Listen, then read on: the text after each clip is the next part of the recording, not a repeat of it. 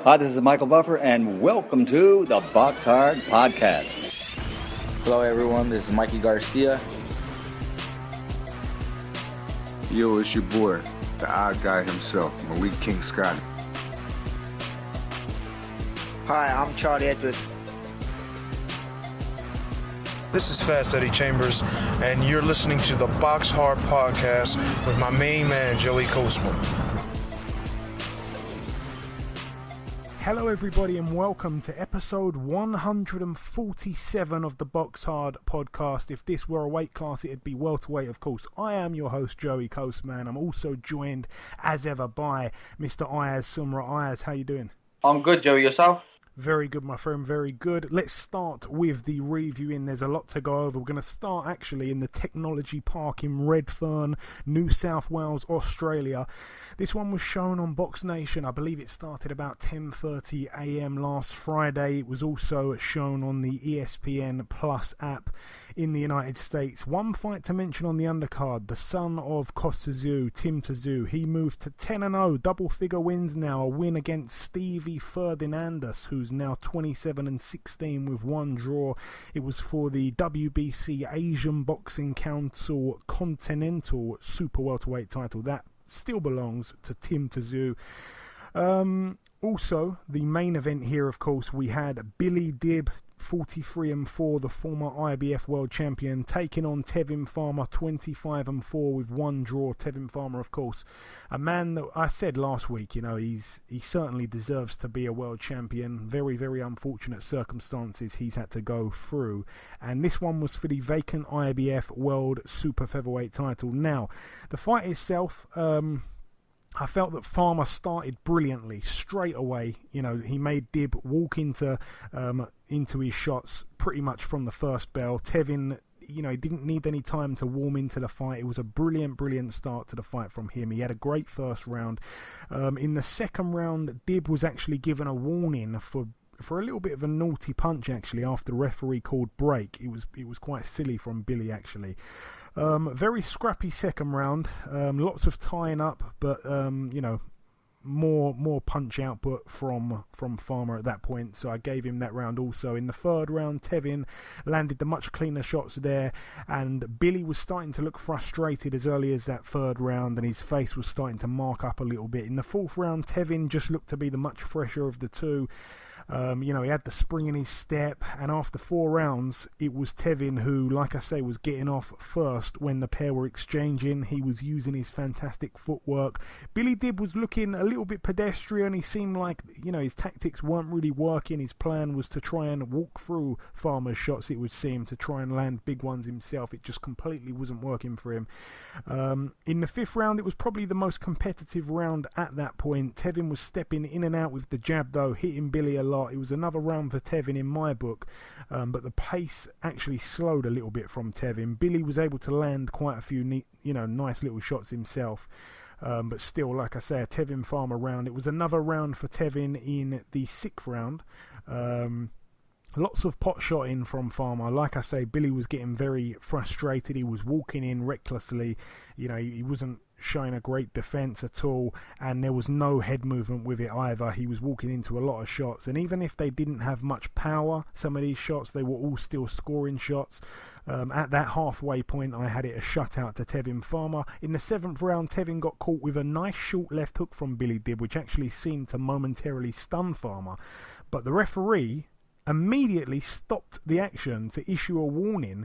It was very bad timing for Billy Dib. I mean, he came out with intent in that seventh round for some reason, and he started the round very fiery, and he seemed like he was really starting to just go for broke now. Both men went on to land big looking left hooks later in that seventh round. It was a competitive round, but in the last 45 seconds or so, I felt that Tevin showed his class, and I believe he stole that round actually. In the eighth round, it was a good round. Tevin obviously being the much sexier boxer, the eye-catching stuff came from him. His movement, his quick hands, they were very impressive. Billy did land some good shots once again. It was a close round, to be honest, but I'd probably still edge it to Tevin because, his evasiveness was so brilliant in that round, and Billy missed a lot of big shots. The referee, at every opportunity, it was kind of winding me up. He kept kept giving Billy Dib a telling off. It was just winding me up. He just kept being on Billy's case.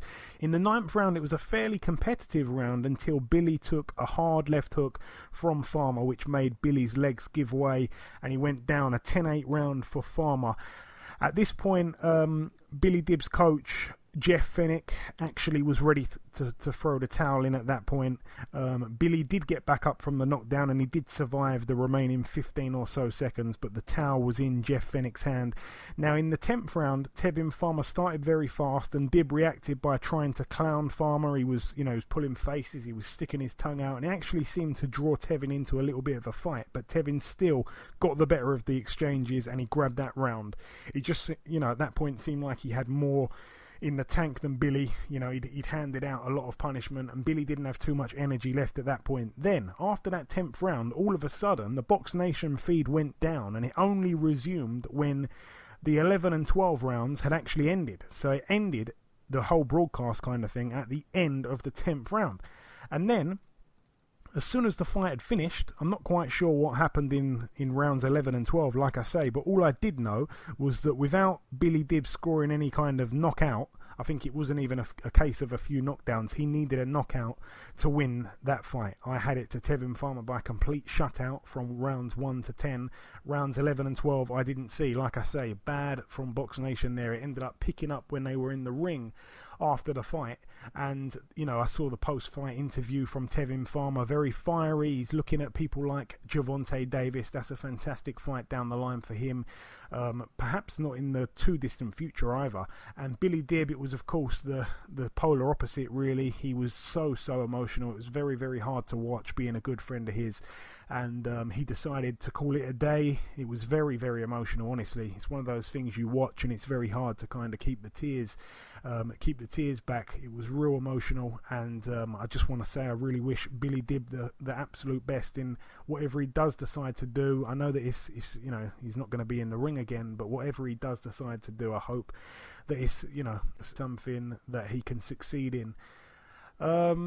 So yeah, he retires from boxing. A little piece of news there, a former world champion, of course, a man that was bullied at school and was scared to go to school, and then he completely, turned to boxing, became a good amateur, and then went on to turn professional and win a world title, and just there he was able to fulfill a dream and fight for a world title on Australian soil. So credit to Billy Dib, a fantastic fighter he's been. And sad to see him leave, especially like that. But all the very best to Tevin Farmer. Like I say, a man that really deserved to be a world champion. And he came in Billy Dib's backyard and he put on an absolute display. He really did. It was a complete boxing lesson. And he just really, really impressed me. Fantastic fighter is Tevin Farmer. A bright future for him. That's it for Australia, though. Moving over now to a fight that actually happened at the Palacio de Congresos in Marbella, Spain. Kerman Leharaga, the former opponent of Bradley Skeet, the man that knocked Bradley Skeet out and looked absolutely fantastic, he got in the ring. It was like a keep busy kind of fight. Obviously he's fighting Frankie Gavin later on in the year. He took on a guy, it was supposed to be that guy that Ricky Burns knocked out with the best padded record in the whole of boxing history, Michele De Rocco, but he ended up taking on a guy called Johnny Navarrete at late notice. Navarrete actually got knocked out in 6 rounds by Kerman Leharaga, so he's still undefeated there. This guy, I'm just having a look at it, Navarrete hasn't won a fight since 2016, and he's lost 4 on the spin now, including 1 knockout in 3 rounds to Jaime Munguia. Hey, how about that one for the books? Right, that's it for Spain. Moving over now to the Ice Arena in Cardiff, Wales, United Kingdom. Ayaz, obviously, Joe Cordina topped the bill here. A bit of a homecoming for him. Let's start with the undercard, actually. Let's start with the undercard. We're going to talk about Scotty Cardle, his first fight without Joe Gallagher in the corner. He moved to 23 wins, 2 losses and 1 draw. A points win against Michael Mooney. Gamal Yafai moved to 15-1. It was a TKO against Jose Aguilar, who That is actually his 51st loss now, Aguilar. It was a body shot, a left hook from Gamal Yafai. He returns after that loss to Gavin McDonnell. A brilliant way to come back there. Anthony Sims Jr., a guy who I believe fights somewhere around the light heavyweight kind of weight. He moved to 15-0. I think he's been out the ring for 2 years or something like that. He's just signed with Eddie Hearn. He's actually cousins with Floyd Mayweather Jr. He made his debut with Eddie Hearn, and he actually knocked out in 4 rounds Stanislav Echner, who now has a record of 10-10 with 1 draw. Cody Davies, he also fought back home. He moved to 6-0, a points win over 6 rounds against Anthony Fox. Cody Davies, a fighter under the Haymaker Ringstar Promotions banner. Daniil Yelusinov moved to 3-0. It was a points win over 6 rounds against Gabor Gorbix, who's now 24-12. Yelusinov, it was weird because when the Sky broadcast started on TV, they went straight into the ring, and it was the end of the fight with Yelusinov, so I didn't see anything of it. But what I do know is that Yelusinov was cut once again. I mean, he's had this recurring cut in the same place, and it's quite a nasty looking one. He's had that kind of haunt him a few times in his amateur career. But yeah, he shut out this guy, but again, he didn't get the knockout. A lot of people starting to wonder if he's as good as they say. He's certainly seeming like it's pretty hard for him to adjust to the pro ranks. Obviously a former Olympic gold medalist in 2016. Jordan Gill moved to 21-0. It was a TKO in the first round against David Berner. David Berner, he was down twice there. His record now 16-5. David Berner's actually the guy that fought Michael Conlan earlier this year, and Michael Conlan actually needed 2 rounds to get rid of him. So Jordan Gill does it in 1, quite impressive. I think the last guy to beat this guy in a round was Oleg Malinovsky, a prospect. But other than that, that's quite impressive from Jordan Gill. Sean McGoldrick moved to 7-0, a win against Dylan McDonough, who was undefeated in 3. His record now 3-1. It was an 8-round points win for Sean McGoldrick. Let's jump to the main event here. Joe Cordina, he put his WBA International Lightweight title on the line. He also was fighting for the vacant Commonwealth Lightweight title against the former holder of the belt, Ayaz, Sean Mashadod, 15-3 with 1 draw. Now it's 15-4 with 1 draw. A unanimous decision in favour of Joe Cordina, who's now 8-0. A promising prospect, but a fight here where he certainly had to think to get the win, Ayaz. Oh yes, what a win for Joe Cordina. I mean, Joe Cordina boxed very, very good. Well done to Joe Cordina. He boxed very good. His jab, his range of move. I think he's going to be a world champion in the future. But at the moment, it's just a learning game for him. So I think he just needs a couple of more. I think he needs a couple of more fights before he gets to that level. I think he needs to go British level, European level. Then I'll go for a world level. Yeah, I'd have to agree. The kid's got a bright future, but one step at a time. I think he knows that himself. You could tell from the post-fight interview. I've actually left the most shocking fight of the night till last here. Natasha Jonas, 6-0. She fought for I think it was actually her belt. Yeah, it was the WBA International Female Super Featherweight title. She took on Vivian Obernauf, who we've seen here twice before. Her record 12-4. 1 loss, of course, came to Katie Taylor over 6 rounds on points, and the other loss came. Well, the losses in the UK I'm talking about, out of the 4, 2 of them happened over here. The other loss came to Chantel Cameron, in which she retired on her store after 6 rounds. I think it was an 8 or 10 rounder. So yeah, this was Natasha Jonas's turn to get a win over Obernauf, and we were going to get the measuring stick out and see how it compared to Chantel Cameron and Katie Taylor's wins. But it went horribly wrong for Natasha Jonas. She was down twice in the 3rd round and once in the 4th round. In the end, Joe Gallagher was made to throw the towel in. A TKO there in the 4th round for Vivian Obernauf, who doesn't speak a word of English, but she's managed to grab a bunch of fans with, I guess, her body shape and her pretty face. A lot of people were liking that. What I will say is they were translating what Obernauf said, and she seemed like a real nice lady. I know that she took advantage of, I think it was 14-1 or 16-1, and she put some money on herself to win, so credit to her. But an unbelievable upset there, Ayaz. Obviously, they're talking about Natasha Jonas just being 1 fight away from a world title fight. Not anymore.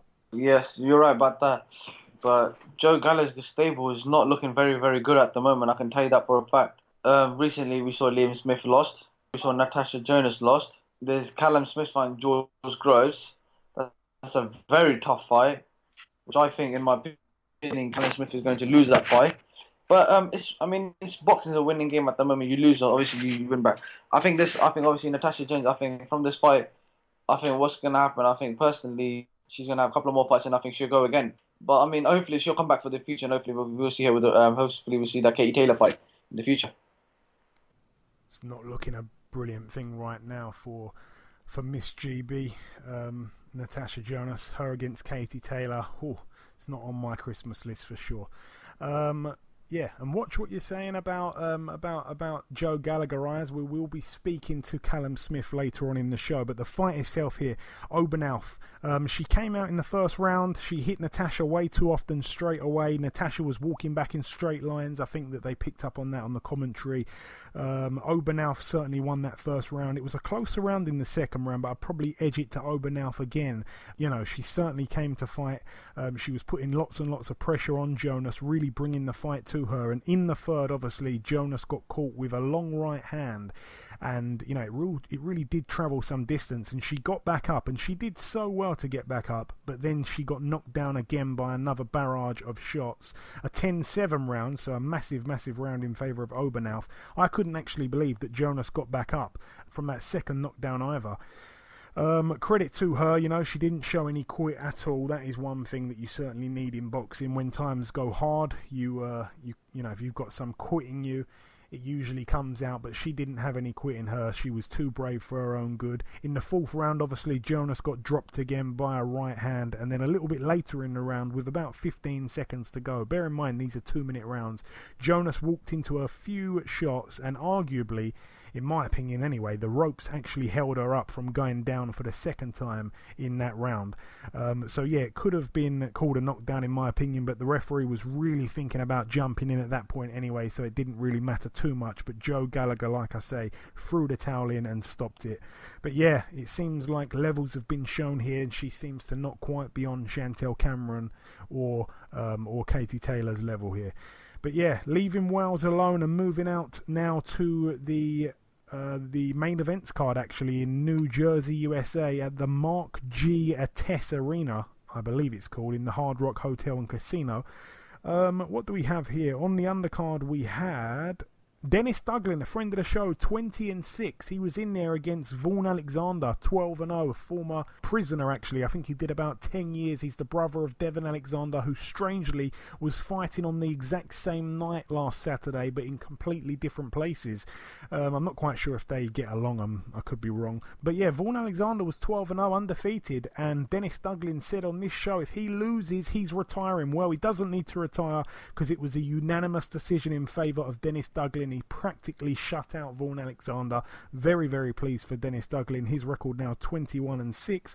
Dimitri Bivol, he moved to 14-0. He successfully defended his WBA World Light Heavyweight title against Usyk Chilemba, who is now 25-6 with 2 draws.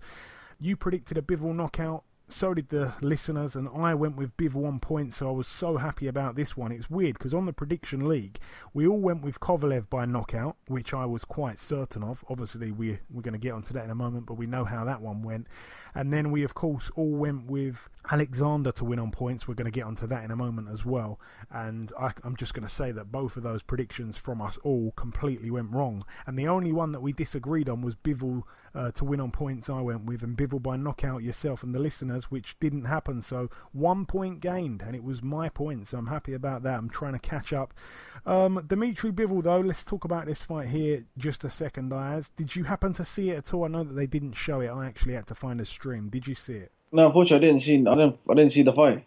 Yeah, they're making it hard for us to see these fights. They truly are. But yeah, just a quick rundown here. Obviously, Dimitri Bivol, you know, his punch variety was absolutely brilliant on Saturday night. Sneaky uppercuts up close. Chilemba's always a real tough customer. I knew that. That's why I said points. Chilemba was, you know, he was popping out the jab nicely, actually, to the point where he managed to mark up Bivol's eye as early as the 4th round. He showed a real brilliant jab, actually, Chilemba. But yeah, Bivol for me, you know, he's just improving all the time. Roy Jones Jr. was actually in the corner with Chilemba. it wasn't the most captivating fight I've watched, I've got to be honest. Bivol dominated pretty much every round, so you can't ask for much more. Chilemba, like I say, it's very, very hard to stop him. And Chilemba can be quite a spoiler at times. He can be very negative, as we saw against Kovalev. You know, he knows how to stick in there. But in this fight, he wasn't actually negative. He gave it his all. He came to Bivol, which you'd have imagined would have probably suited Bivol's style and possibly presented the opportunity for a knockout. But it didn't look like it was going to happen at any point. And it was a good technical fight. It was a good learning fight for Bivol. It was good to get the rounds in, but it wasn't really the most impressive win I've seen. And like I say, I was the only one to predict a Bivol points win, so I was really happy with that. It's interesting to see the final punch stats actually. Bivol obviously threw more shots, but he threw something like, I think it was 450 punches in 36 minutes, and he landed 150. Chilemba landed 75 shots. That's 225 punches landed in total between both guys, which is roughly one punch landed every 10 seconds of the 36 minutes that the fight went. So a little bit of maths there, but it, you know, to just land one punch every 10 seconds doesn't really sound like an action-packed fight, because it wasn't. That's it for that one. Like I say, Dimitri Bivol now 14-0, certainly looking, you know, like a few big fights going to be happening for him in the near future, but it was set up to be him and Sergey Kovalev later this year, perhaps around December time. Well, that has been derailed by Alida Alvarez. Sergey Kovalev, though, he went into the bout with a record of 32-2 with one draw. He got KO'd in 7 rounds by Alida Alvarez, the previously undefeated Canadian fighter by way of Colombia, I believe. Still undefeated. He has a record now of 24-0. It was for the IBA and WBO World Light Heavyweight titles. Kovalev was down 3 times in that 7th round. But the fight itself, the first round I thought was quite close. It was difficult to score. I think that Kovalev probably landed the better shots, but Alvarez's speed meant he was able to outland Kovalev a little bit, I felt. So probably an Alvarez round. Only jabs were really being thrown, though. It wasn't any big right hands or anything at that point. In the second round, Alvarez landed 2 nice right hands in the second round. The speed again was very key. He landed a good 1-2 combination and then a singular right hand. It was definitely an Alvarez round there. I actually gave the third round to Kovalev. He was starting to cut the ring off really well. He was getting closer to the target. Alvarez wasn't keeping Kovalev at bay as often as he did in the first 2 rounds, so Kovalev was getting closer, and Kovalev repeatedly was going to Alvarez's body with the right and left hooks. I found that quite interesting. In the 4th round, Kovalev had a great round. Big success with all of his shots, body, head, left hooks, right hooks, jabs, power punches. Alvarez took some really good shots. He looked in trouble actually. His legs dipped at one point and Kovalev was getting even closer at this point. Alvarez showed his toughness, but nobody can keep taking that many shots, you'd believe. Kovalev landed 25 power punches in that 4th round, which is unbelievable that his opponent, whoever he was still on his feet. I mean, not many statues could take 25 shots from Kovalev in 3 minutes and still be standing up. I mean, compare that to the Bivol fight, by the way, the final punch stats there, you know. Alvarez did showcase a brilliant jab, and when he does pop it out, Kovalev wasn't enjoying it. Kovalev was showing good head movement, though, you know, hitting and not being hit in that 4th round. In the 5th round, though, the pace slowed a little bit from round 4. No real telling punches were landed. Kovalev, I'd say, probably edged that round. I think that was where he was starting to take over in terms of on the scorecards. In the 6th round, once again, Kovalev, in my opinion, won that round. Kovalev seemed to make Alvarez's legs dip when he landed a short right hook on the inside. Kovalev, when he was letting his hands go, was very accurate. Now, in the 7th and final round, boy oh boy, Alvarez, he actually fell short with a jab and stepped in with a big overhand right that dropped Kovalev. It was a temple shot. Kovalev, when he got back up, you know, he got hurt by a jab straight away. Then he got hit with a big left hook and a right hand, and he was down for the 2nd time there. Now, the 3rd and final knockdown came when Alvarez once again landed a big right hand around the back of Kovalev's guard, followed by a left uppercut and then a right hand for good measure on the side of the head as Kovalev was going down. Wow, I mean, you know, now I know why Adonis Stevenson was paying this guy step-aside money to not have him as a mandatory for about 2 years or 3 years even.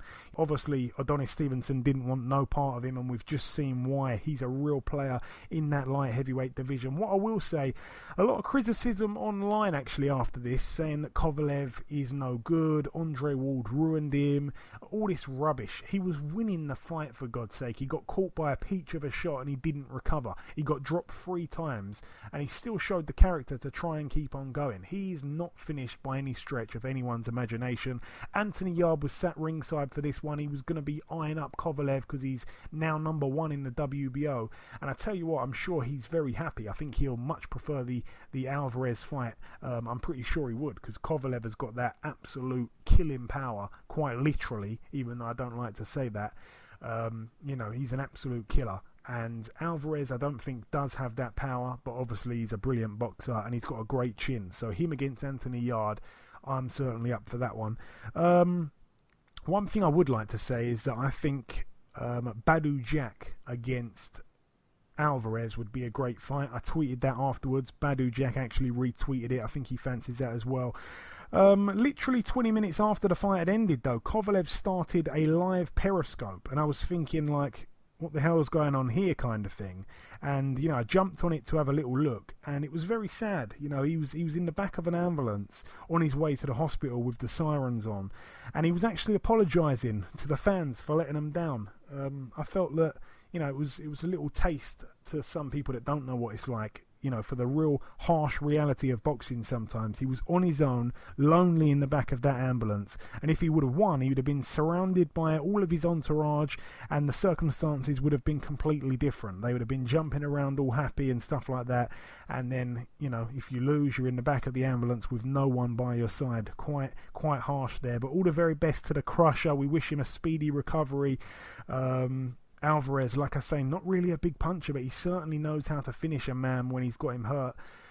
Brilliant fights down the line for him, Ayaz, but Kovalev can certainly come again. I know that age is, it's a factor now. He's been in a few hard fights now, but he's not done. I just don't care. He's not done for me. What do you think about the whole thing? I don't think Kovalev's done. I think the weight's too tight for him at the moment. I think he should just move up weight now. Okay, interesting. I mean, imagine him at cruiserweight. Imagine him and, I don't know if he'd end up fighting Gassiev, but him against some of the guys there. That could be interesting, actually, Ayaz. I like your thinking. Moving over now to the Nassau Coliseum, the final bill to mention of the review. And this is a fight card that I haven't seen, so I'm just going to fly through the results here. It happened, obviously, in New York, USA. We had Gary Antoine Russell. You've guessed it, he's the brother of Gary Russell Jr. He moved to 7-0. It was a TKO in the first round against Jose Esquivel, who's now 10-8. Brandon Figueroa, the brother of Omar, he moved to 16-0. A TKO in the very first round against Luis Cruz, who was actually undefeated himself, 13-0. No longer undefeated, my friend. Richard Comey, he got another win here, a KO in the second round against Yardley Cruz, who's now 24-11. Richard Comey, I think it was a couple years ago now, he had like the most unluckiest year of all. Both of his losses came back to back, I believe, and they were both split decisions in his opponent's backyards. He's had to, really come up the hard way. Richard Comey, a Ghanaian fighter, very, very big puncher. 27-2 now, another knockout for him. Marcus Brown moved to 22-0. Obviously, Marcus Brown has really, been really, really impressing everybody since he's turned pro. And I'd like to see him stepped up, to be honest. And he's looked pretty much flawless, really. Well, he took on a guy here called Lenin Castillo, and Brown himself found himself on the canvas in round 5, but he did get up to win a unanimous decision over 10 rounds. So Marcus Brown, a little bit of a gut check there, but he's come for it. 22-0 now, him. Sergei Lipinets, former world champion, moved to 14 wins. He's got 1 loss. It was actually a majority decision win against Eric Bone, who's 20-5. I haven't seen the fight, so if you have seen it, please let us know what you thought. Was Sergei Lipinets very lucky to get that majority decision win or not? I mean, it'd be interesting because Lipinets, I'd say, is a much better fighter than the likes of Eric Bone. Peter Quillin returned to the ring. I know that he'd had a fight, I think, late last year, but aside from that, I think he'd had a couple of rounds fighting in about 2 years. Obviously, he hasn't been on the big stage since being knocked out in the first round against Danny Jacobs. He got win number 34. He's got 1 loss and 1 draw. It was a unanimous decision, very, very wide against Jay Leon Love. Very sad about that. Jay Leon Love, at times in that fight, I saw a couple of clips, and Peter Quillin was really mugging him off, actually, making him look very stupid in there. Jay Leon Love's a quality person, actually. Not just a good boxer, but a great man. Really kind guy. I'm sure, if you've listened to this podcast when he's been on, he's a real generous character. His record now 24-2 with 1 draw. Louis Collazo got a win, actually. Win number 38. He's got 7 losses. It was a majority decision over 10 rounds against Brian Perella, who's a little bit of a prospect, so that's quite an upset, I believe, there. Perella now 15-2. But the main event, Devon Alexander 27-4 with 1 draw. He took on Andre Berto 31-5. Berto was down in the 3rd round, a little bit of a dodgy knockdown. It looked like Alexander actually hit Berto a couple times in the back of the head, which led to the knockdown, but it ended up being a split decision in favour of Andre Berto, so a little bit of an upset, actually. We all went with Devon Alexander to win on points. The general consensus online in terms of social media and stuff like that, they all say that Devon Alexander should have won the fight, and it's 2 dodgy decisions in a row now, and believe it or not, those 2 dodgy decisions came to Andre Berto and Victor Ortiz, 2 men that have fought each other a bunch of times, so very unlucky there for Devon Alexander. I'm not quite sure where he goes from here. Very, very tough place he's found himself in, but all the very best to him, and also Andre Berto, maybe one last crack at something big for Andre Berto there. But that's really it for the reviewing. I've tried to fly through that as quick as possible. Just before we wrap up part 1, there's one last thing to do. That, of course, is to welcome our very first guest. Ladies and gentlemen, please welcome the undefeated super middleweight star. It's, of course, Mr. Callum Smith. Callum, welcome back on the show, my friend. It's our pleasure, mate. How are you? Yeah, not too bad, my friend. How about you? Yeah, all good. Top man. So, Callum, we last spoke in July of last year. It's been quite a while. At that time, you just picked to fight Eric Skoglund. You went on to beat him quite handily at the Echo Arena. After that fight, it was supposed to be Jürgen Bremer, of course. You were preparing for a southpaw for the whole of camp, and then with 4 days to go, out steps Bremer, in steps the relatively unknown Nicky Holzken. You had to travel to Germany for the fight. You went the distance with him. You won very wide. But how frustrating was that, for everything to really change with just a couple of days to adjust? It was very frustrating, to be totally honest with you. And it sounds daft because, in my opinion, I was given an easier fight, but I liked the Bremer fight, and I'd say I'd done a full camp with southpaw sparring, and I feel I was getting better each spar, and I feel we had a good game plan, and I think a win over Bremer would have been a good win, and would have beat every other win I'd had previously. So I felt like I was going there to make a statement and finally get a bit of credit for one of my wins, which I don't feel I've had so far in my career. Every win I've had, everyone's just always say, oh, you were supposed to win and supposed to win well and stuff. So for that to get took away and then get given Holzken, who was unknown, and people had basically, I was getting asked for tickets for Miri Grove before I'd even beat Holzken. Everyone thought it was just an easy early night, and it was frustrating, but the aim for me was to just win and secure my place in the final and get the world title shot against George Groves, and I feel that's what I did. And like I say, I mean, I've said it before, I feel like you do need a big name in the other corner to really get up for it. And, a big change like that with a couple of days to go and with so much significance on the line there, like you say, for the final spot. Now, one criticism that I've seen online, which I'm sure you've seen too, is that a lot of people say you've not been so impressive in this tournament thus far. Now, my argument would be that you fought 2 guys that were both unknown quantities, really. You've beaten both wide. You're also the only man in this tournament that's had to fight 2 undefeated fighters in a row. Another thing, obviously, like I say, is that you can sometimes, I believe, Callum, fight down to your opponent's level at times. Is this criticism from the fans fair? Am I right in what I've said? How do you assess it? A bit of both, really. I hold my hands up. I haven't performed the way I'd have liked and the way I know I can in my previous 2 fights, but I also haven't had to. Like I say, I've won relatively comfortable both fights and haven't really had to overexert myself or perform to the best of my ability. Will those two performances be enough against Groves?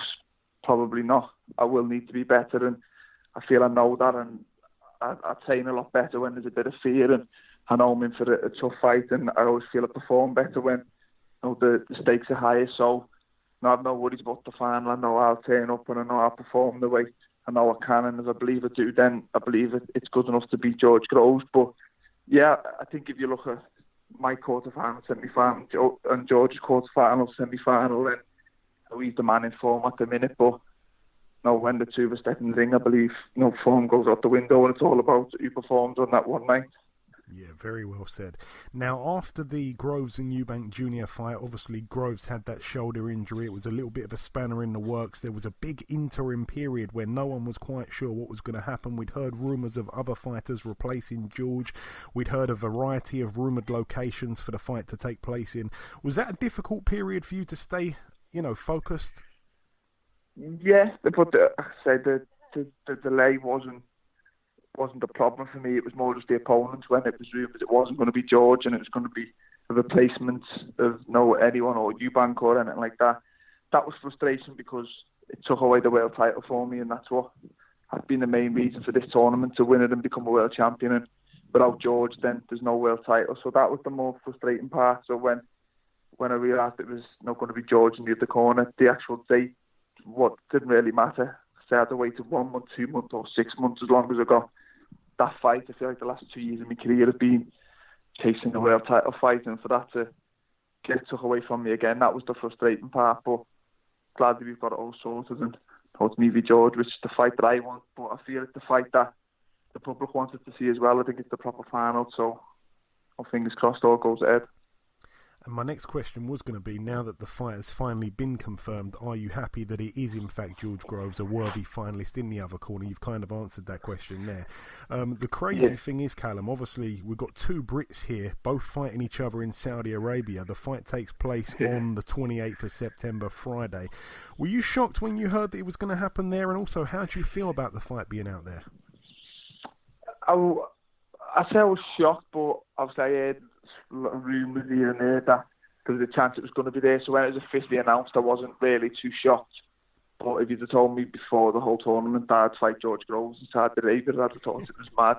You always think of the big domestic fights in the MEN, the O2 or Arena or whatever, and a big atmosphere, and it looks like we're not really going to get that. But it's one of them. I don't want to sound like I'm slagging the tournament, because the tournament's been fantastic for me personally, and I think for boxing it's put across the two weight divisions, it's made a lot of great fights and champions fighting each other, and that doesn't really happen enough in boxing these days. So it has been great, but the idea of me and George fighting Saudi Arabia is a little bit disappointing for the fans. But for me personally, it's a level playing field. George is travelling the same as me. He'll have to adjust the exact same as me, and he'll have the same atmosphere as me if it's not as good as what it should be. So we'll all both have to adapt. So it is a level playing field, and the aim for me is still to just go there and do a job the same as I would if it was over in England and I'll become a world champion. But I understand it's probably frustrating for the fans, but that decision was took out to mine and George's hands the second we signed up for the tournament last year. Yeah, of course. I did see an article, I didn't actually click on it, but the headline said, I think it was a quote from George Groves saying that he has got the what's the word I'm looking for? The advantage that the fight's happening in Saudi Arabia. I didn't read any more about it, but I thought that was quite bizarre. Who would you say, Callum, has had the easier route to the final? Obviously, George fought Eubank Jr. That was a great fight. He was much bigger than Jamie Cox, let's be honest, who was relatively untested. Both of those fights were both on British soil. You've had to, go on the road with the last-minute opponent changed, and then Eric Skoglund at the Echo. Both undefeated fighters, like I say. Yeah, it's how you look at it. I think from how you look at the two, then he's had that stuff to draw to the final, which fair enough. But I think if you look at it, was Eubank better than Holskin? Yeah, he was. But was Skoglund better than Cox? I believe he was. So I believe I had the tougher quarter-final. He had the tougher semi-final. And if Skoglund was easier than Cox, then I think he would have picked him himself, but he never. So it's one of them. I think we both had the tougher one. in each round. But I'm not arguing that his semi-final was tougher than mine with the last-minute replacement. But again, I think it all means nothing. I think it's all about the final. We've both got here whatever way we have done, and it's a good fight. And I think it's the right final. I think it's the final that most people predicted. Well, I predicted myself personally. I believe George would come through that side of the draw. And as I said, he was the champion going into it, so he's the man I'd like to be for his belt. But 90% of people believe he had the tougher run, and yeah, he probably did. But I also feel he's put a lot more miles on his clock than I have as well throughout his career. Yeah, very true, very true. Now, you're both boxers. You also both have knockout power. The one obvious advantage for you is your size. You're an excellent body puncher as well. George Groves can crack to the body also. We saw that against Jamie Cox. Yeah. It should be a brilliant fight. I'm expecting it to probably be the most exciting fight of the tournament, Callum. Would you agree with that? Yeah, I think stylistically it should make for a good fight. You say he's got his strength, he's got his weaknesses, and he'll say the exact same about me. We both can punch a bit, and say we both have healthy head and body and stuff. And I think the style should gel pretty well. And I'm looking forward to expecting a tough night. I'm expecting an exciting fight. And I'll have a good camp, and I'm enjoying training. It's the camp that I've always waited for a world title fight, which I haven't had just yet. So I'm enjoying training, and I'm enjoying studying George and coming up with ways to beat him. And to say I'm excited, and I'm looking forward to it. And it should be a good fight, but it's a fight that I've always liked. The George Groves fight has been talked about a couple of times previous in our career when it didn't materialise, and it probably worked out for the best because now we're fighting for the biggest belt in boxing, I think, magazine. So maybe it's a blessing that it didn't happen previously, and now the stakes are a lot higher. Yeah, for sure.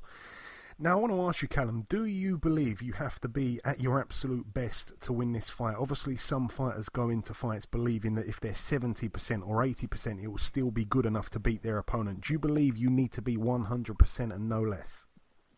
Yeah, because I've got to expect the best version of George Groves, and I think the best version of me beats the best version of George Groves.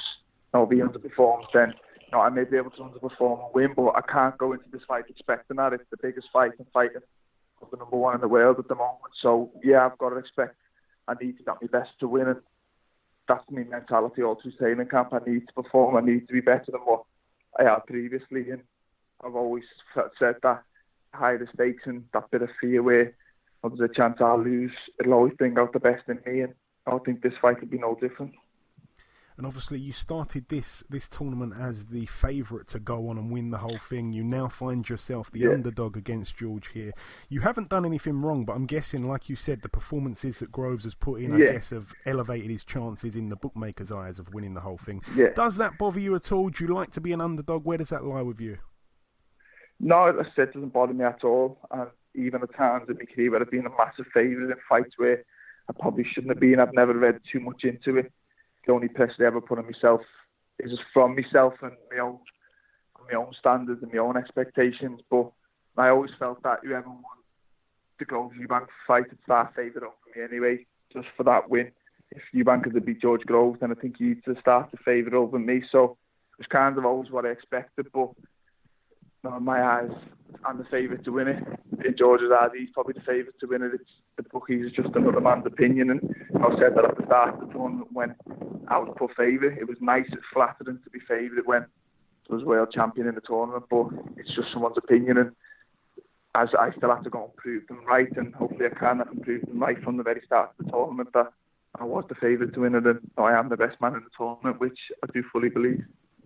Coming down to the last couple now, Callum, in other news, your former foe Rocky Fielding has managed to win a world title by stopping Tyrone Zoiga on the road the other week. I'm sure you're happy for him to have been stopped by you in the first round and to now become a world champion in such a short space of time. Yeah, it was a good win for him. I think after the loss to me, a lot of people wrote him off, and then he didn't really perform in the brass fight or the Ryder fight, but he stuck at it, and regardless of whether people say it's a second world title or not, to go to Germany and beat Tyrone Zoiga in the way that he did is a good win, regardless of what title's on the line. So you've got to give him credit for that, and I think it's put him in the mix for some potential fights with some of the bigger names in the division and domestically. So fair play to him. Yeah. And very unlucky was Beefy the other week against Jaime Munguia. A brilliant performance from Liam. Some people have actually said that he exposed Munguia a little bit, but credit to Liam, such a brilliant effort. And, you know, he proved once again he can give anyone a real gritty and hard night's work. Yeah, I think I was proud of Liam on the night. I think it was a very good fight from neutral to watch. I think stylistically they both gelled, and it was kind of what we predicted beforehand. And I think Liam asked a lot of questions in one guy, and I think he picked a lot of them, and it also, as I say, not exposed him, but I think it showed that he's still a little bit green in certain areas, and he's not ready for your likes of Canelo's and stuff, which they were saying beforehand. But he's a good fighter, he's only young, but I think he's only going to get better and better. But like I say, we were proud of Liam's performance. I didn't think he did much wrong. I thought he boxed very well. I think the size beat him over the 12 rounds, which happened at the very highest level, but I'm sure he can come again. And like you said, I think he's proved he can compete with anyone at the highest level. Yeah, all the best to Beefy. And also, since we last spoke, James DeGale lost his world title, won it back, and then vacated it. What's your thoughts on that whole situation? I don't know. It was a bit of a strange one, giving a world title up when if he'd have announced a huge fight in the coming weeks after it, then you kind of think, well, fair enough. That was a bigger fight, but he hasn't quite done that. I've seen his link with fighting Rocky Fields and now possibly at the end of the year for his regular title. And if that's the case, then you stand to question, why did you give up the IBF world title? I don't know. I've seen a lot of people saying it was to avoid his mandatory. He's now full champion. He's a good fighter, but I don't know. James has showed over the years that he'll fight anyone. So again, I think only James knows the full reason. But I think his reason was he wants to make the big fights. But I think the big fights are easier to make when you've got a world title. So it's a strange one, but we'll have to see what's down the line for him, whether it's a good move or not. And finally, I know that you're not a brash human being. I know that you like to do your talking in the ring, Callum, but I know that you believe 100% in yourself to win this fight. So I'm going to put it like this. Do you see yourself winning this fight on points, or do you see the fight ending before 36 minutes of action in Saudi Arabia? I think it ends before 36, if I'm being totally honest. I think we're both big punchers, and I just think he's shown his vulnerabilities over the years, and I think if I perform the way I know I can, then I think my power should be enough to trouble him. And no, I'm not going in there looking for a knockout. I believe I can beat him out on points, but I just think his vulnerabilities in the past, I think I can knock him out, definitely. I've got to believe that. I've got to go into this fight believing I can win anyway, and I genuinely do believe that. Yeah, excellent. And just before I let you go, Callum, is there anything that I've left out at all, or anything that I haven't asked you? I can't think of anything. No, spot on. All good.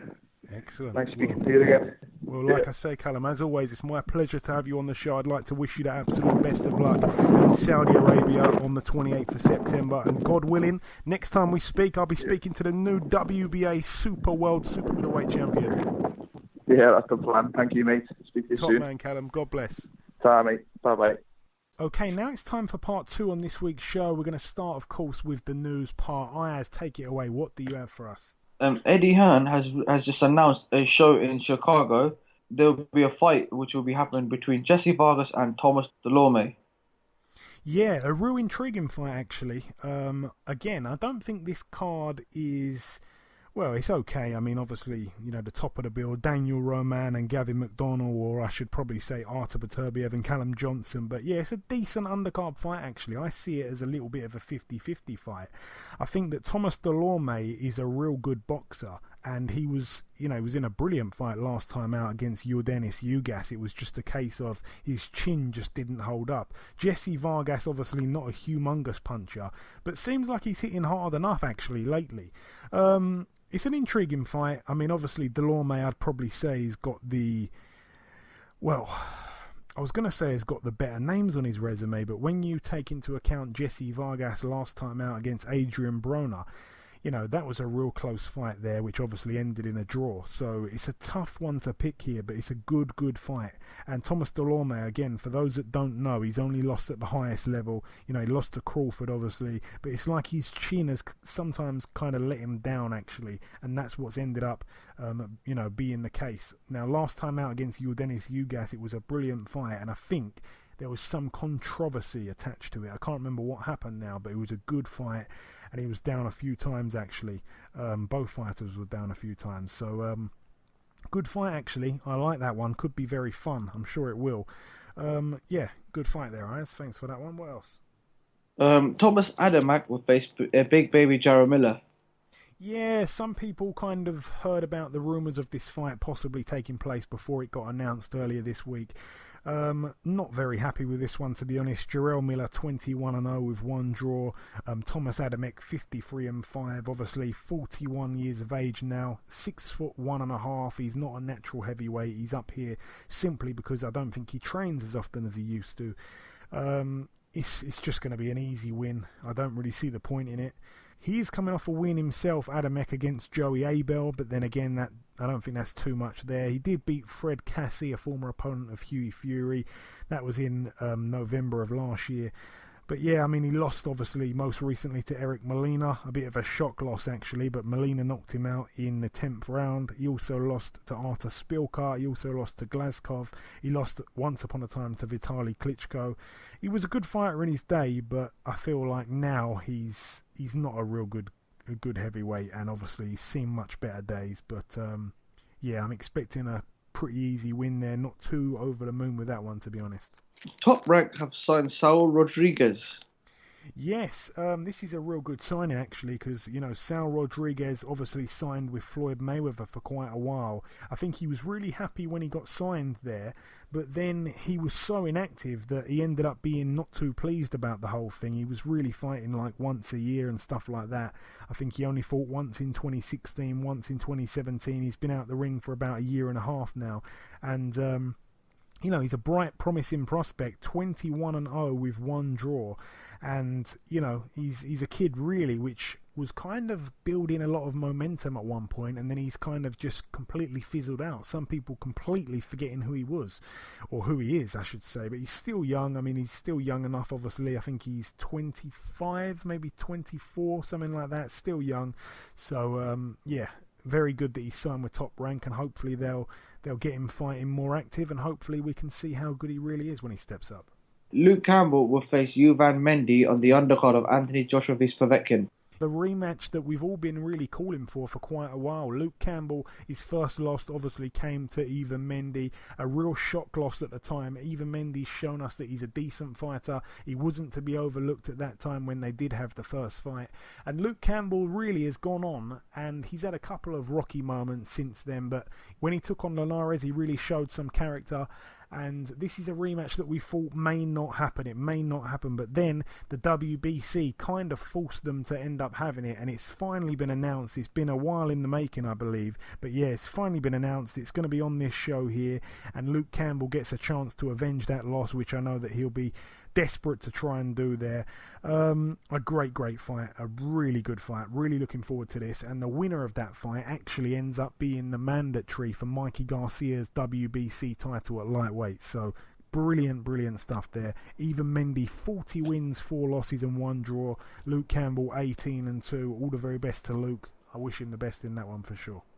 And finally, Lucas Matisse has retired from boxing. Yeah, very good boxer in his day, Lucas Matisse. I just want to quickly fly through his record just to give me 2 minutes here and talk about this guy. I don't want to do him a disservice. He was always one of my favourite fighters to watch. He always brought excitement. He retires with a record of 39-5.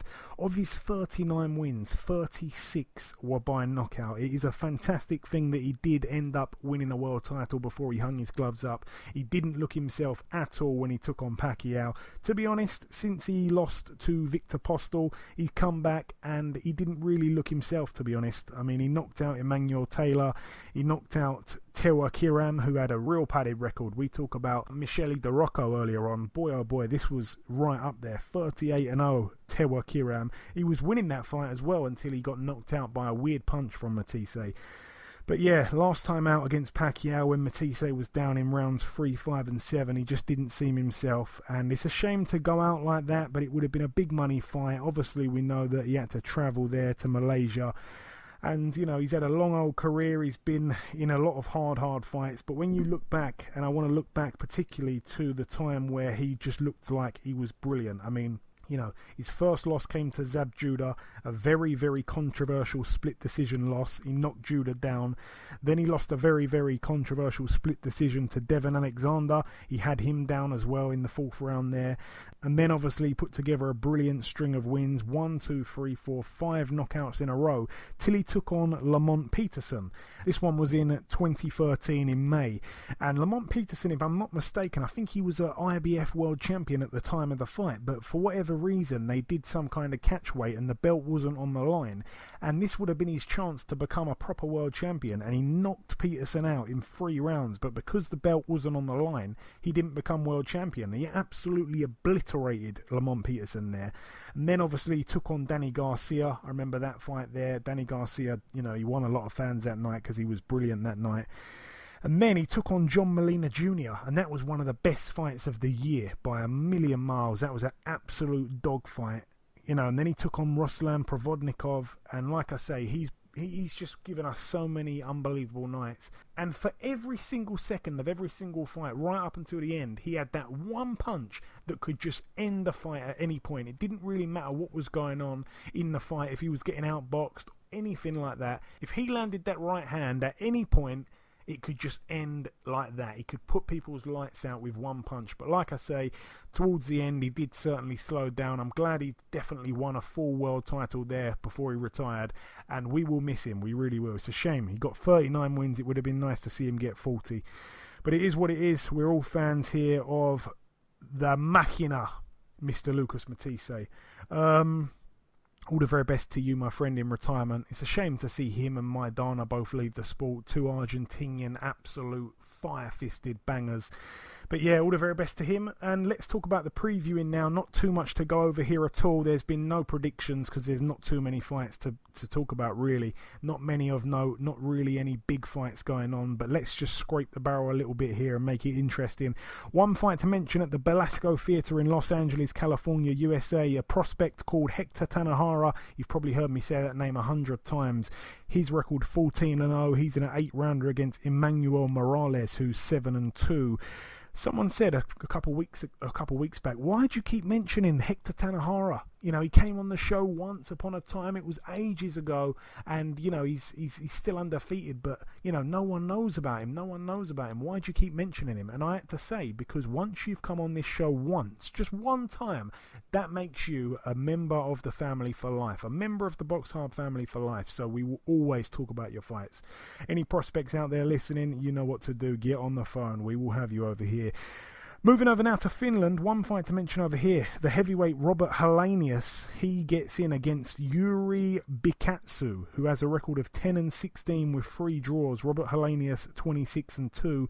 A man that I do not enjoy watching fight at all, but we must mention it. One crazy fight that's happening at the Celebrity Theatre in Phoenix, Arizona, USA. BJ Flores, 34-3 with 1 draw, takes on Trevor Bryan, who's 19-0. Both men are ranked highly in the WBA. And it's so bizarre because, you know, let's be completely honest, BJ Flores is not one of the best heavyweights in the world. Trevor Bryan, you're probably asking who's that.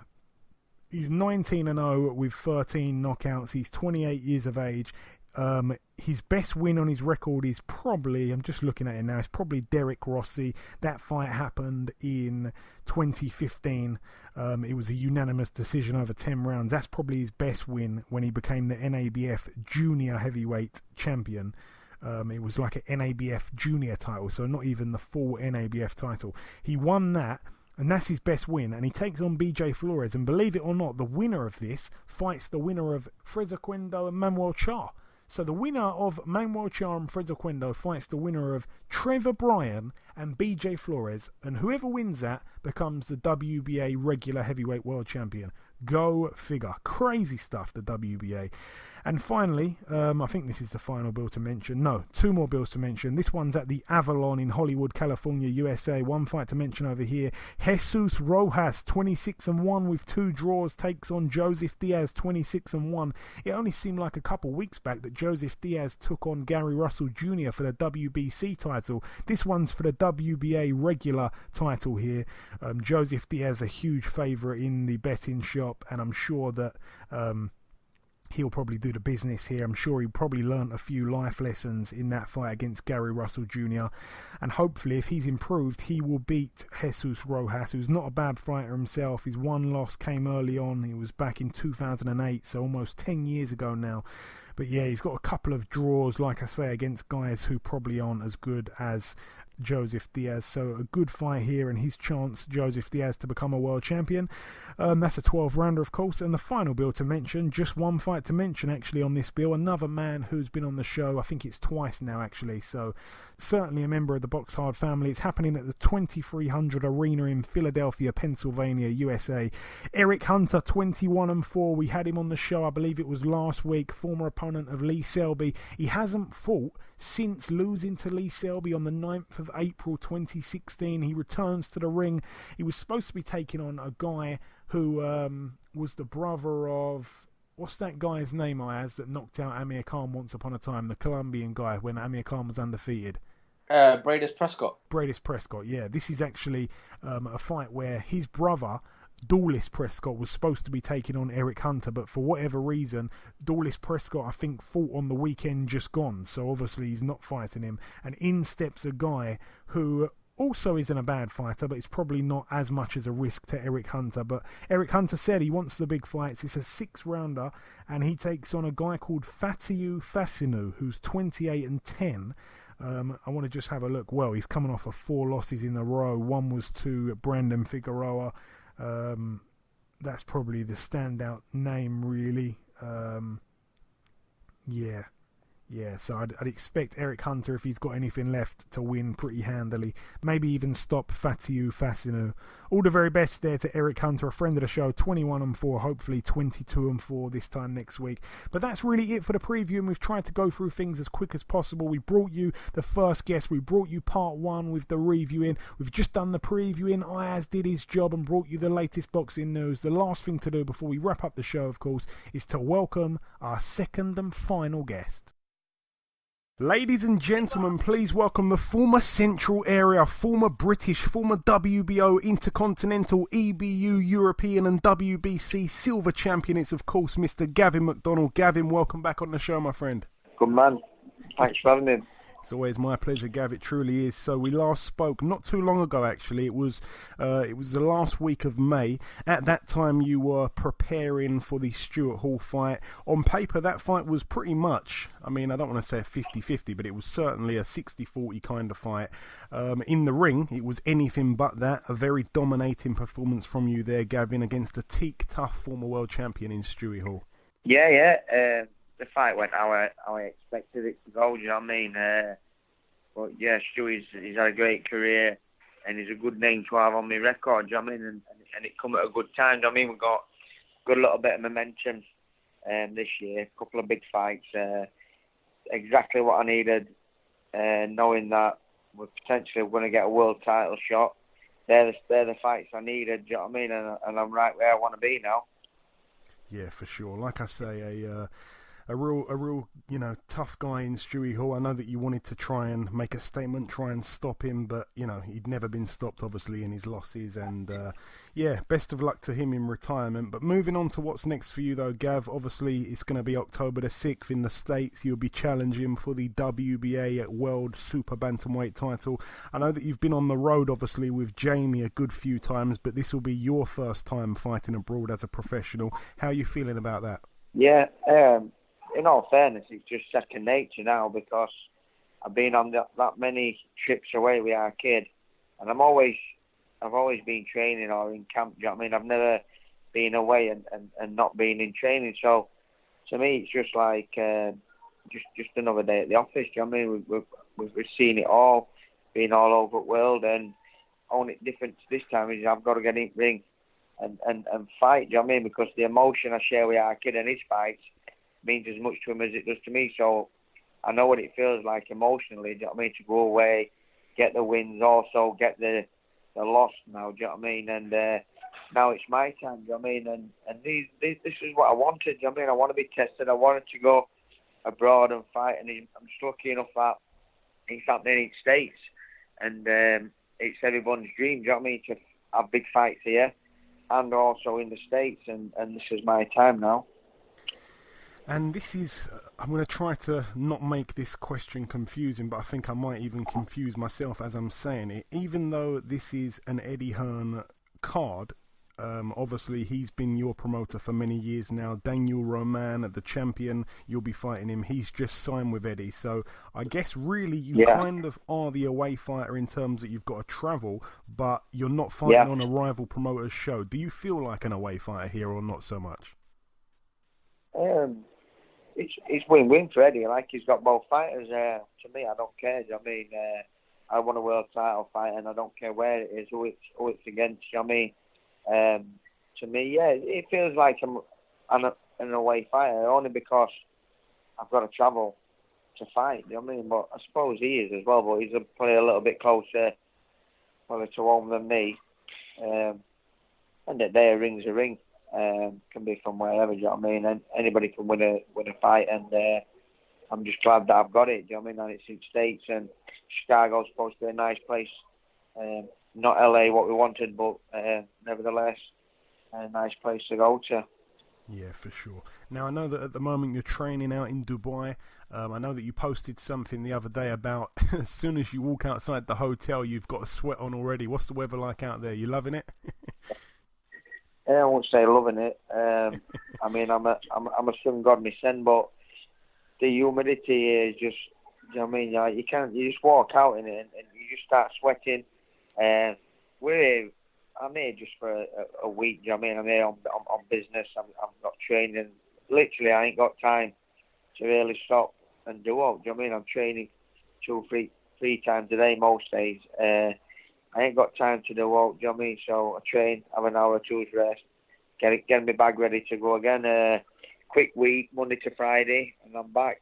It's one of them, do you know what I mean? Quick shoot over Dubai, smash a week's training in. So me and Dave, we're getting that quality one-on-one work, and I get back Saturday and back into it, swinging things in UK, do you know what I mean? And really start knuckling down and start my sparring. Well, I do appreciate you taking time out of your busy schedule. What do you know about Roman, Gavin? Obviously, his 2 losses both came by decision. They were both to fighters who, to be completely honest, were not that great. But then that was a long time ago now. He's certainly come on leaps and bounds since then. Yeah, he has. He's on a bit of a roll. He had a couple of defeats earlier on. I think he's on 15-plus fight win streak at the minute. He's obviously better than he looks. When you watch him, you think, do you know what I mean? He can beat him comfortably. But then I suppose everyone else who he's fought has probably fought the same. And out of his last 5 fights, I think I've only lost 1 between them. Like, a lot of them unbeaten. He's obviously better than he looks. Do you know what I mean? A lot say the same about me. I look easy to beat, and then when you get in there, I'm a lot harder than what you think. So it's one of them. I think the fight will be good, do you know what I mean? And I won't underestimate him in slightest, do you know what I mean? He's obviously better than he looks, do you know what I mean? And he's world champion for a reason. And I think he's Mexican as well, so obviously they can fight. I'm just looking forward to it, do you know what I mean? This is the fight I want. This is the fight I wanted for this WBA. I mean, Ray Vargas for WBC. He's got a win over me, but I think it would have took a while to get to mandatory and pull that one off. So I'm just thankful that Eddie's pulled this out at bag, and this is the one I wanted, and I'm more than confident that I'll beat him. Yeah, me too. Now, I want to ask you, have you seen much tape of this guy, or is that very much Dave Coldwell's job? Dave watches him more than me. Do you know what I mean? I've watched a few of his fights. I sort of know how to beat him. I've just got to work to my game plan of what to do and make sure I'm focused, you know what I mean, and switched on come fight night. And the belief's there. I know 1,000,000% I'll beat him. But yeah, it's one of them, do you know what I mean, that I've got these next 8 weeks, I think, put my life and soul into my training, do everything as I'm told, and then we fly over there and pull out a big win.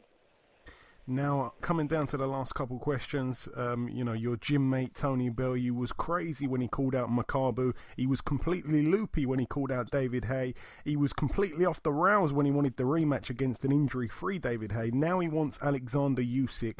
I've stopped writing Tony Bellew off a long time ago. Never bet against him. No one can say what he can't do. He's proved everybody wrong time and time again. Is this another crazy decision from Tony? Should this fight happen, in your opinion, Gav? It's not crazy, no. Only because Tony has the power to knock any man on planet out, any man, any weight. And if he lands one, do you know what I mean? It's game over. So it's not crazy, no. It's not like somebody like me who if you have to knock somebody out, do you know what I mean? I ain't got that one punch power, but Tony has. So whoever's got that power, you in any fight, you could lose 11 rounds and 2 minutes, best part of the full fight, and then land your punch, and then you win the fight. You know what I mean? Or one punch changes the fight, and he's got that power. You know what I mean? And I genuinely believe if the fight gets made, Tony will pull it out of the bag, and just put the icing onto a great career what he's had, and especially the last couple of years where I've known him well. Do you know what I mean? I've had some great nights, and I hope he does get the fight, and I genuinely believe he'll do a job. Yeah, that really would be something. Like I say, you mentioned there about the power. Those 3 fights I brought up, David Haye ×2 and Makabu, I forgot to mention they won all of them by knockout, so you're right about the power. Yeah. What's the latest on your brother Jamie? How's he getting on? Do we know which weight he'll be returning back at the moment? I think there's talk featherweight. Do you know what I mean? He's had a couple of weeks off. I don't think he's took it too hard. Do you know what I mean? He hasn't took it badly. He's just had a few weeks out of the gym. I know he was ticking over last week, just while we've been this week while we've been away. And when we get back, do you know what I mean? On that Monday, I'm sure he starts serious training, and we're starting to look for a date, maybe 10, 12 weeks time before Christmas. Do you know what I mean? It's one of them. He's going to show his true colours now, and you know what I mean, what a champion he is. He's been over years, and this is where you see what a champion's made of. That he can come back and get another shot at a world title and even win one. Do you know what I mean? He's got the talent, just needs the belief now. I think a win, it'll just set him up nicely. Yeah, I certainly hope so. And finally, Gavin, is there anything else that I've missed out at all, or perhaps forgot to ask you anything at all? Not really, no. Do you know what I mean? I just thank all the fans. Do you know what I mean? I've had great support, and it's nice to have everybody backing me. Do you know what I mean? You get odd one or two who doubt you, but don't we all? I'm just glad that I've got a lot of support, and I 1,000,000% bring a world title back to the UK, and hopefully along with Callum Johnson too. Hopefully we'll have a good night over there, and UK will have a couple of new world champions. God willing, my friend, God willing. But listen, Gavin, thank you once again for coming on the show. It's been my pleasure, as always, having you on. And like I say, October the 6th, God willing, you'll be the new WBA Super-Bantamweight champion of the world next time we got you on the show. Yep, you will have. You know what I mean? That intro can change slightly. You know what I mean? To the new champ. There you can go. Add the WBA Super Champ to that. We will. Yeah, look forward to speaking to you soon, mate.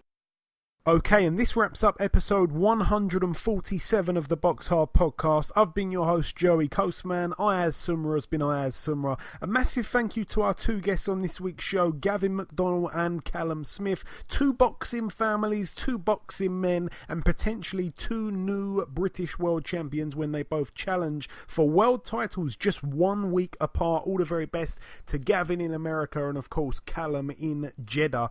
The biggest thanks of all goes out to you, the listeners. The prediction league currently stands at myself finally on 50 points. Ayaz and the listeners, though, both tied at 53. It's a race to 100, by the way. Remember, if you do get a chance to please leave us a review on iTunes, it will be greatly appreciated. But more importantly, I'd like to wish you all a fantastic weekend, and we hope to see you all again next week.